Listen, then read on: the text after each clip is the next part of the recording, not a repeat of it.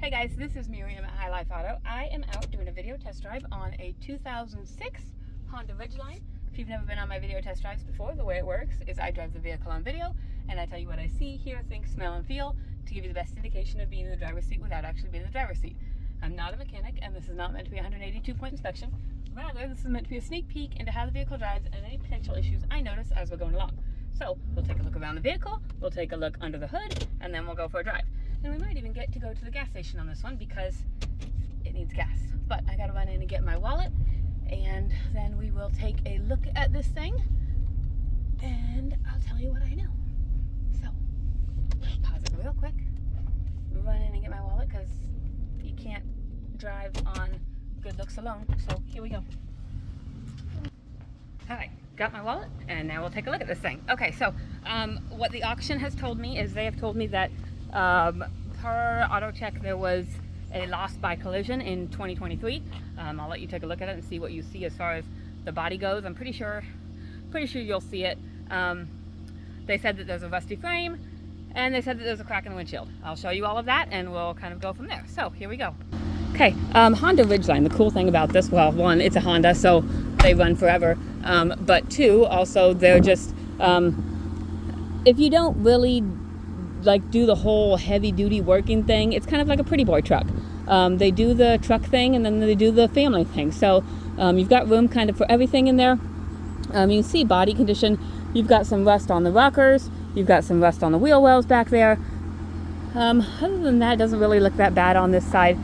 Front tires are right about 25%. They're not the greatest. Crack in the windshield, you can see right up in there, it goes there. So if you're from Missouri, that's definitely something. And it looks like there's another one over there as well. I'll show you when I get over there. If you're from Missouri, that's definitely a kicker. Other states, it might not be because it's not really in your line of vision. But it's kind of dependent on your state. So interior is just cloth, but it looks like it's in pretty decent condition. Looks like it's been cleaned. Looks like the headliner is kind of falling loose, so it needs some glue or some tacks or something fun on there. These rear tires are right about 25% as well. So in regards to the rusty frame, we'll take a look and see if we're looking at just rockers, which is common in the Midwest. You've got all that, so your rockers are pretty much gone, not gonna lie.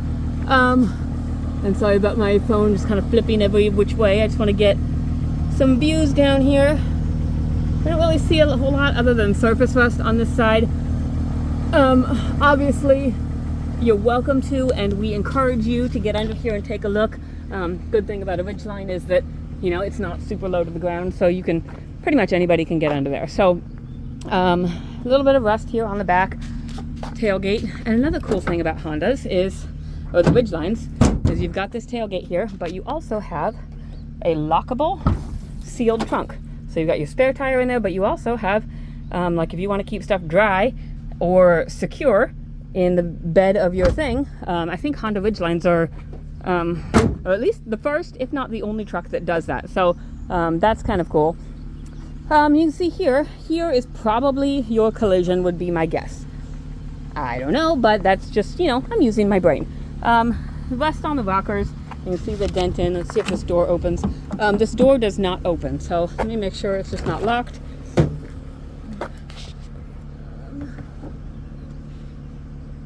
Okay, no, the door does not open. So whether it's been disabled or whatever, probably, a new door would maybe make it open, but, otherwise I would just use it as a 3-door truck. Other than that, doesn't look that bad on this side. We'll take a look underneath over here. And again, we've got, these rockers are better than those rockers, but they're still pretty far gone.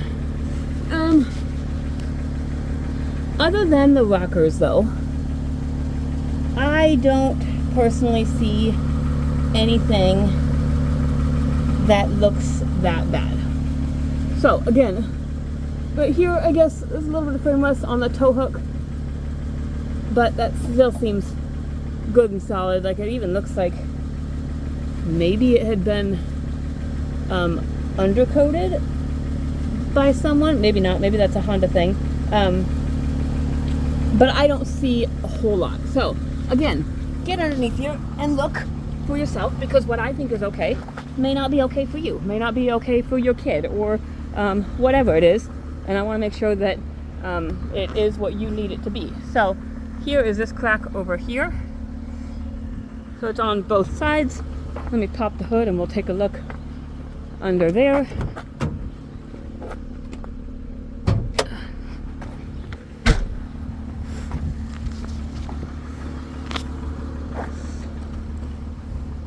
I'm working with only 4 fingers on my dominant hand today because I sliced my finger open last night. Here's your little 3.5 motor. Started right up this morning, looks pretty decent. Looks like all the fluids are full, so it's been maintained would be my guess. Right. And that collision was in 2023 as well. So I mean, you're looking at, it's been on the road for a year, maybe almost 2 years, kind of depending on when it happened. Since then. All right, let's see. We're gonna play a game of how long does the gas tank last. Okay, no codes on the, no check engine lights, nothing like that. 181,000 miles.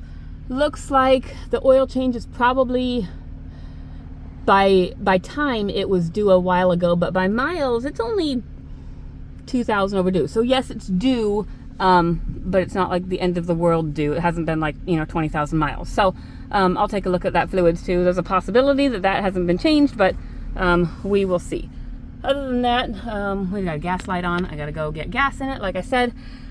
And yeah, we'll kind of check things as we go since I'm running on fumes here. Okay, radio, you can hear that works. I'm gonna turn on the AC as we go. My driver's side window, it works. Passenger side window works. Let's see.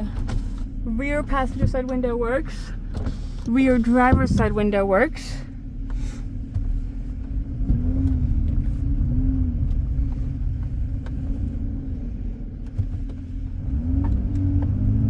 It has good power, good acceleration.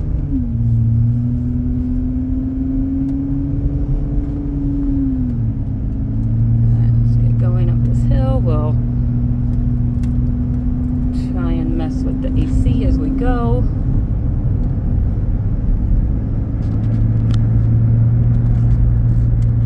It is the dual climate, so you can you could be like my husband and I, where he has it on ice cold and I still have the heat on. Oh, my seatbelt light is on. I got to get my seatbelt on, but let's see. Got the AC on. Let's do that. On mode. Let's see, it's driving pretty well up this hill. Okay, let's see what we've got there. Let's see if the AC works. Alright, and we're at the top of the hill. And my seatbelt light is still beeping. Let's get that on.